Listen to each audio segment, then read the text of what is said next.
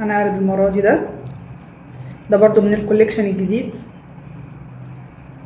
طبعا على كلمة جديد وقديم، لان طبعا مش بنلتزم قوي بالموضوع ده، يعني بالاستمرار بتلاقونا بنعرض جديد.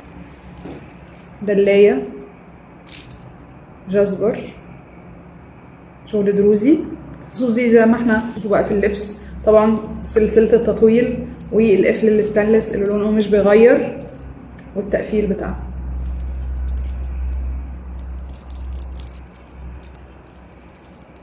شوفوا بقى في اللبس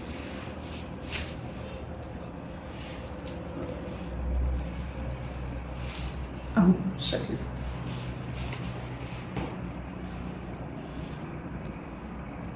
نظبط بس من هنا بس كده.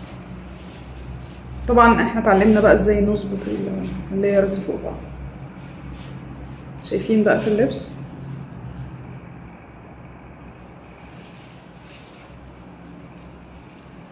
عقد من احجار العقيق.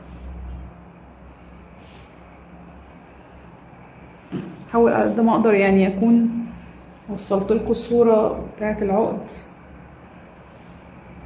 اوضح حاجة يعني.